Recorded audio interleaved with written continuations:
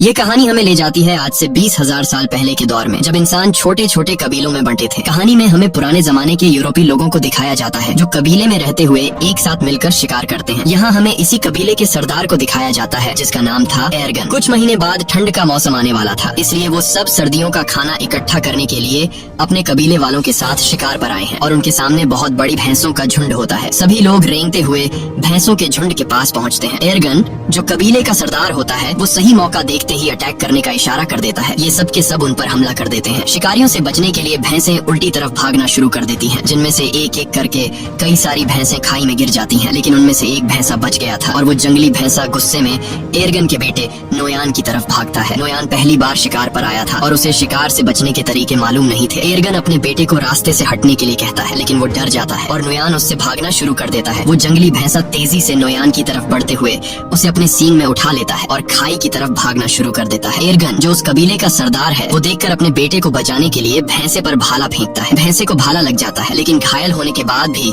वो नोयान को नहीं छोड़ता और नोयान को खाई से ऊपर उछाल देता है। और यहाँ से कहानी जाती है फ्लैशबैक में, यानी कि एक हफ्ता पहले, जहाँ पर हम देखते हैं कि कबीले के लोग शिकार की तैयारी कर रहे हैं। वो पत्थरों से अलग अलग तरह के नुकीले हथियार बना रहे थे। ये सिर्फ तैयारी नहीं थी, बल्कि नए लोगों को शिकार में हिस्सा लेने के लिए इस तरह के पत्थर बनाने पड़ते थे। जो सबसे तेज और नुकीला हथियार बनाएगा उसे शिकार के लिए सिलेक्ट कर दिया जाएगा। इस प्रतियोगिता में एर्गन का बेटा नोयान भी पास हो जाता है। उसी रात को नोयान की माँ एर्गन से कहती है, नोयान को अपने साथ शिकार पर मत ले जाओ, वो अभी बच्चा है, मैं उससे बहुत प्यार करती हूँ और उसे खोना नहीं चाहती। एर्गन कहता है, सर्दियाँ आने वाली हैं और साल के इस वक्त में सभी शिकार करने के लिए जाते हैं। अगर हम शिकार पर नहीं गए तो हम सर्दियों में भूख से मर जाएंगे और नोयान को खुद को साबित करना होगा कि वो मेरा बेटा है। अगली सुबह सभी कबीले वाले शिकार के लिए निकल रहे होते हैं, लेकिन नोयान की माँ नोयान के लिए बेचैन हो रही थी कि कहीं मेरे बेटे को कुछ हो न जाए। लेकिन एर्गन उसे तसल्ली देता है, तुम परेशान मत हो, नोयान को कुछ नहीं होगा। और वे सब शिकार पर निकल जाते हैं। थोड़ी दूर आगे जाने के बाद यहाँ पर एक दूसरा कबीला भी आता है जो उन्हीं की तरह शिकार करने के लिए निकला है ताकि सर्दियों के लिए खाना इकट्ठा कर सके। बहुत लंबा सफर तय करने के बाद वो सब एक पत्थर के ढांचे तक पहुँचते हैं जो कभी उनके पूर्वजों ने बनाया था। ये सफर बहुत खतरनाक होता है। इस सफर में उनके कई पूर्वजों ने अपनी जान गंवाई है, इसीलिए उन्होंने पूर्वजों की याद में यह पत्थर का ढांचा बनाया होता है। आगे चलने के बाद उन्हें एक जंगली सुअर दिखता है जिसे वो भाले से घायल कर देते हैं। एर्गन अपने बेटे नोयान से कहता है कि तुम इसे मारोगे, लेकिन नोयान ने पहले कभी शिकार नहीं किया था। वो इसे देखकर घबरा जाता है और नोयान उसकी जान नहीं लेता, इसलिए एर्गन उसके हाथ से पत्थर का खंजर छीनकर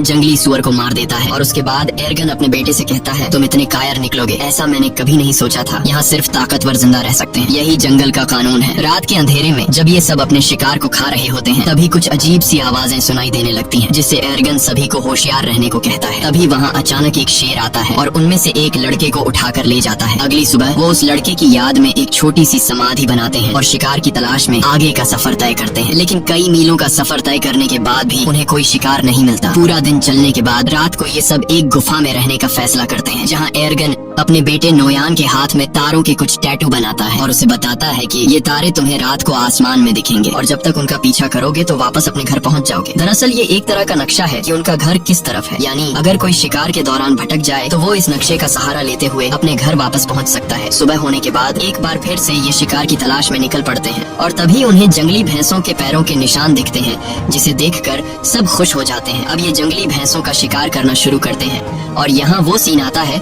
जब एक जंगली भैंसे ने नोयान को पहाड़ी से उछाल दिया था। कहानी वापस प्रेजेंट में आती है, जहाँ दिखाया जाता है कि जब नोयान को चट्टान से उछाला गया तो वो नीचे जा गिरा, लेकिन वो चट्टानों के बीच एक पत्थर को पकड़कर लटक जाता है। एर्गन जल्दी से वहाँ पहुँच जाता है और अपने बेटे से कहता है, हिम्मत मत हारना, मैं तुम्हें बचा लूंगा। लेकिन तभी वो पत्थर टूट जाता है जिसे पकड़कर नोयान लटका हुआ होता है। नोयान चट्टानों से टकराता हुआ नीचे गिरता है और चट्टानों के बीच में बने हुए एक छोटे से रास्ते में जा गिरता है। एर्गन अपने बेटे को बचाने के लिए जाना चाहता है, लेकिन उसके कबीले वाले लोग उसे रोक लेते हैं। वो कहते हैं, अब यहाँ से नीचे जाने का कोई रास्ता नहीं है, तुम्हारा बेटा अब इस दुनिया में नहीं रहा, हम तुम्हें खोना नहीं चाहते, तुम हमारे कबीले के सरदार हो, तुम्हारी जिम्मेदारी है कि तुम हम सब की हिफाजत करो और हमें वापस घर ले चलो। लेकिन एर्गन किसी की भी बात को मानने को तैयार नहीं था। वो पूरी रात उसी चट्टान के किनारे बैठकर अपने बेटे को आवाजें देता रहता है, लेकिन आखिरकार उसे समझ आ जाता है कि अब मेरा बेटा इस दुनिया में नहीं रहा। और अगली सुबह तक जब उसका बेटा नहीं आता तो उसके तमाम साथी नोयान की याद में वहाँ एक छोटा सा पत्थर का समाधि बना लेते हैं और अपना किया हुआ शिकार लेकर वापस कबीले की तरफ निकल पड़ते हैं। उनके जाने के कुछ देर बाद नुयान के ऊपर एक गिद्ध आकर बैठ जाता है और चोंच मारना शुरू कर देता है, मगर उससे पहले कि वो उसे खाता नुयान की आंख खुल जाती है। वो गिद्ध को नीचे फेंक देता है और उसके बाद वो अपने पिता को आवाज देता है, लेकिन उसे कोई भी जवाब नहीं मिलता। इससे पता चल जाता है कि सभी यहाँ से चले गए और अब उसकी कोई मदद नहीं कर सकता। वो हार नहीं मानता और चट्टान पर चढ़ने की कोशिश करता है, लेकिन वो ज्यादा ऊपर चढ़ नहीं पाता। नीचे बहुत गहरी खाई होती है और शायद किस्मत उसे जीने का एक दूसरा मौका देना चाहती है। कुछ ही देर बाद वहाँ तेज बारिश शुरू हो जाती है और बारिश की वजह से नीचे खाई धीरे धीरे नदी में बदलने लगती है। उसे समझ आ जाती है कि अगर उसे जिंदा रहना है तो उसे नीचे खाई में कूदना होगा। और जब नुयान को अंदाजा होता है कि पानी अब गहरा हो गया है, अगर वो छलांग लगा दे तो उसे कोई चोट नहीं आएगी। इसके बाद वो पानी में कूद जाता है, लेकिन पानी में गिरते ही वो बेहोश हो जाता है। अगले दिन जब उसे होश आता है तो वो खुद को दूसरी जगह में पाता है। ऊंचाई से कूदने पर वो बच तो गया था, लेकिन उसके पैर की हड्डी मुड़ गई थी। फिर वो अपने टूटे हुए पैर को लकड़ियों से बांधता है, जिससे वो चलने के काबिल हो जाता है और फिर वो उस चट्टान के ऊपर पहुंचता है जहाँ से वो गिरा था। लेकिन वहाँ पहुंचकर जब वो देखता है कि उनके लोगों ने उसकी समाधि बना दी, जिससे वो रोने लगता है, वो समझ जाता है कि उसके पिता एर्गन और कबीले वालों ने ये यकीन कर लिया था कि नुयान मर चुका है। तभी अचानक उसे आसपास कुछ अजीब आवाजें सुनाई देती हैं और खतरे से बचने के लिए नुयान पेड़ पर चढ़ जाता है, जहाँ वो पूरी रात एक सूखे पेड़ के ऊपर गुजारता है। अगली सुबह जब वो पानी पीने जाता है तो वो भेड़ियों की एक झुंड को देखता है और वो भेड़िए तेजी से उसकी तरफ बढ़ रहे थे। तभी कुछ भेड़िए उस पर हमला कर देते हैं। नुयान वापस पेड़ की तरफ भागता है, लेकिन एक भेड़िया उसका पांव पकड़ लेता है। नुयान चाकू से उस भेड़िए पे वार करता है,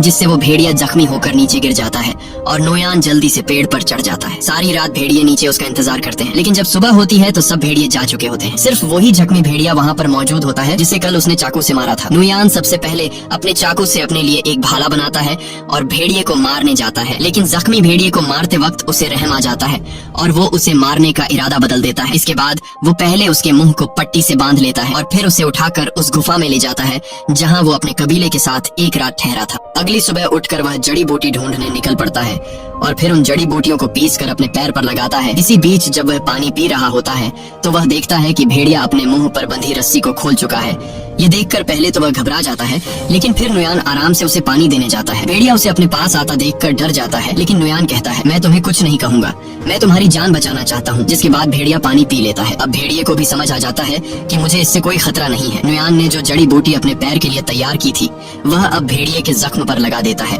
और उसी वक्त नुयान वह कीड़े भी उसे देता है जो वह खुद खाता है। अब आहिस्ता आहिस्ता उन दोनों के बीच एक रिश्ता बनने लगता है। शाम होने से पहले नुयान एक खरगोश का शिकार कर लेता है, क्योंकि उसने कई घंटों से कुछ भी नहीं खाया था। रात को बड़ी मुश्किल से वह आग जलाकर उस खरगोश को पका लेता है और उसमें से कुछ हिस्सा भेड़िए को भी दे देता है।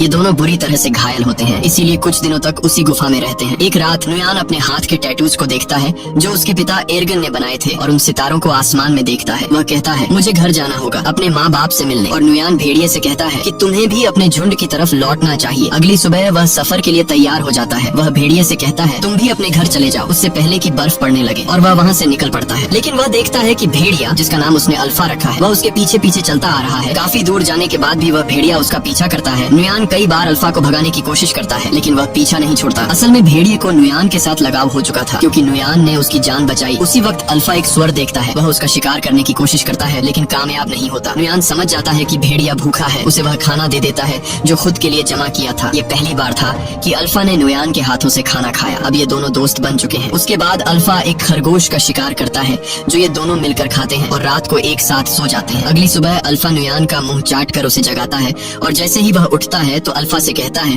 तुमसे कितनी बदबू आ रही है, और वह उसे जबरदस्ती दरिया में फेंक देता है। ये दोनों दरिया में नहाते हैं। यहाँ अल्फा खाने के लिए एक मछली भी पकड़ता है। उसके बाद नुयान वापस अपने सफर पर निकल पड़ता है। रात को वो दोनों आग जलाकर बैठे होते हैं। तब अल्फा कुछ महसूस करता है। हम देखते हैं कि वहाँ कुछ और भेड़िए आते हैं। अल्फा उनके पास जाता है।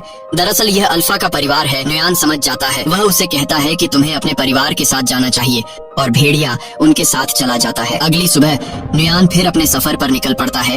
अब ठंड बढ़ चुकी होती है, चारों तरफ बर्फ बरस रही होती है और नुयान उसी बर्फ में आगे बढ़ता है। तभी दूर से वह देखता है कि कुछ भेड़िए एक मरे हुए शिकार को खा रहे हैं, जिसमें अल्फा भी शामिल होता है। अल्फा को उसके साथी शिकार नहीं खाने देते हैं। नुयान उसे पहचान लेता है और दौड़कर अल्फा के पास जाने लगता है। है। तभी दौड़ते वक्त अचानक बर्फ टूट जाती है और नुयान उसमें गिर जाता है। दरअसल यह एक जमी हुई झील होती है। अल्फा को जब पता चलता है तो वह उसकी तरफ दौड़कर भागता है। वह उस बर्फ को कूदकर तोड़ने की कोशिश करता है, लेकिन बर्फ की परत काफी मोटी होती है, इसलिए वह इतनी आसानी से नहीं टूट पाती। पानी के अंदर नुयान की सांसें फूलने लगी थी। फिर वो जैसे तैसे करके अपना चाकू निकालकर बर्फ की परत को तोड़ लेता है और पानी से ऊपर निकल आता है। और अब एक बार फिर से ये दोनों मिल चुके हैं। नुयान ठंड से बचने के लिए जल्दी से आग जला देता है और अपने कपड़े उतार कर शरीर को गर्म करता है। फिर अगली सुबह अल्फा को साथ लिए नुयान अपना सफर जारी रखता है। थोड़ा सा आगे चलकर उसे एक आदमी दिखाई देता है, जिसे देखकर वह बहुत खुश होता है। लेकिन जब करीब जाकर देखता है तो पता चलता है कि यह आदमी ठंड से जमकर मर चुका होता है। ये देखकर उसे बहुत दुख होता है। उसके बाद नुयान उस आदमी के टेंट के अंदर चला जाता है, लेकिन वहाँ उसे कुछ भी जरूरत का नहीं मिलता। जिसके बाद नुयान उस आदमी का तीर कमान ले लेता है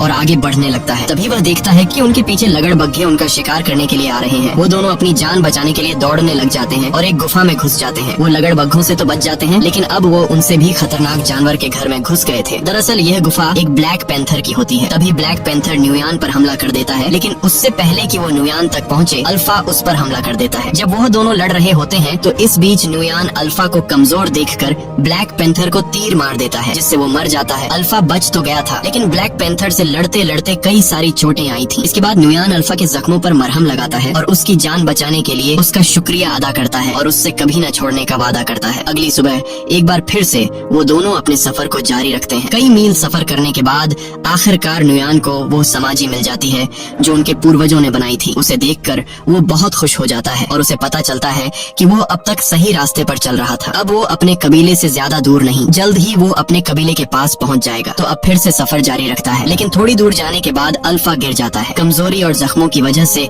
वो अब चलने के काबिल नहीं था। नुयान बिना टाइम जाया किए अल्फा को अपनी गोद में उठाकर कबीले की तरफ बढ़ने लगता है। बर्फीला तूफान बहुत तेज था और कई हफ्तों से नुयान सफर कर रहा था, इसीलिए अब उसे आगे सफर करने में बहुत मुश्किल पड़ रही थी। लेकिन वो हिम्मत नहीं हारता और आहिस्ता आहिस्ता कबीले की तरफ बढ़ता है। एक जगह पहुंचने के बाद उसे दूर से अपना कबीला दिखाई देने लगता है। इस दौरान उसके पिता को भी पता चल जाता है कि दूर से कोई आ रहा है। इतने दिनों बाद अपने घर को देखकर उसकी खुशी का कोई ठिकाना नहीं था। उसके बाद जैसे तैसे करके वो अपने कबीले तक पहुंच जाता है और वहीं पर गिर जाता है। नुयान को देखकर उसके माता पिता दौड़ कर आते हैं। उसे देखकर उन दोनों को यकीन नहीं होता कि ये हमारा बेटा है। वो दोनों मान चुके थे कि हमारा बेटा मर चुका है, लेकिन अब उसे जिंदा देखकर वो बहुत ज्यादा खुश हो जाते हैं। फिर नुयान अपने पिता से कहता है कि अल्फा को बचा लीजिए। यह कहकर नुयान बेहोश हो जाता है। कुछ घंटे बाद जब उसकी आंख खुलती है तो वो अपने घर में होता है। उसके माता पिता और कबीले के लोग चारों तरफ बैठे हुए होते हैं और अल्फा भी उसके पास में ही लेटा हुआ था। लेकिन यहाँ उन्हें पता चलता है कि अल्फा ने कुछ बच्चों को जन्म दिया है। ये देखकर नुयान चौंक जाता है। यानी अल्फा एक भेड़िया थी और प्रेग्नेंट होने के बावजूद अल्फा ने सफर पर नुयान का एक एक कदम पर साथ दिया। ये देखकर नुयान उसे अपने गले लगाता है और दिल ही दिल में उसका शुक्रिया अदा करता है। अब कहानी के एंड में हम देखते हैं कि कुछ हफ्ते बीतने के बाद अल्फा के बच्चे अब काफी बड़े हो चुके हैं। यह एक नए दौर की शुरुआत होती है। यहाँ इंसानों ने जानवरों से भी दोस्ती करना शुरू कर दी है। आखिर में ये दिखाया जाता है कि नुयान कई मुश्किलें झेलने के बाद आखिरकार घर पहुंच गया और अब अल्फा और उसके बच्चे भी उसके साथ थे। इसी के साथ कहानी खत्म हो जाती है। अगर वीडियो आपको पसंद आई हो तो हमारे चैनल को जरूर सब्सक्राइब कीजिए।